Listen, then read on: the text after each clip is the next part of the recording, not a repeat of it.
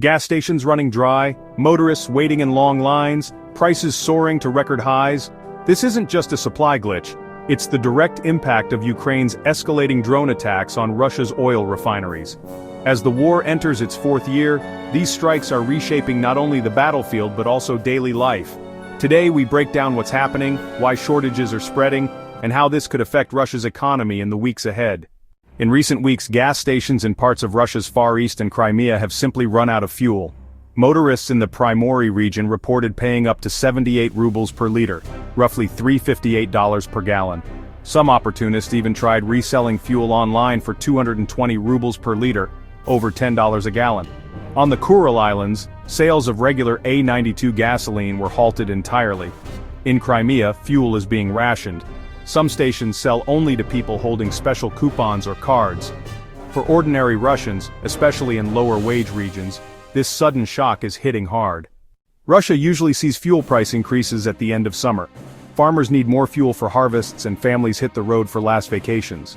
But this year is different. Ukraine's drone campaign has zeroed in on oil refineries in a concentrated arc from Ryazan to Volgograd.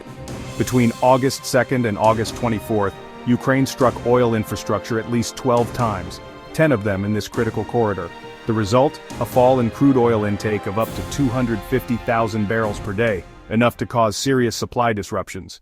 On Russia's St. Petersburg exchange, wholesale prices for A95 spiked, nearly 50% higher than in January.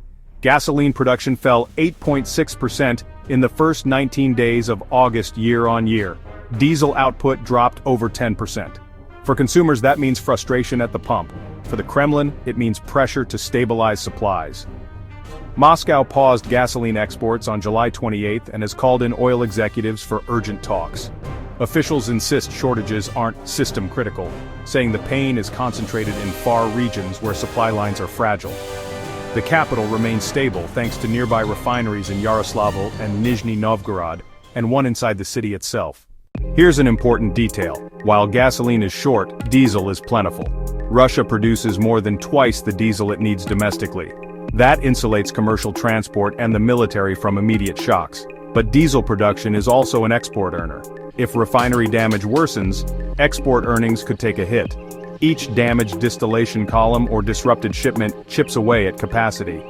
Experts say the gasoline crunch may ease by late September as summer demand drops and maintenance wraps up, but the strikes reveal a strategic vulnerability. Ukrainian drones aren't destroying refineries outright, but steady damage slows production, and ordinary Russians feel it at the pump.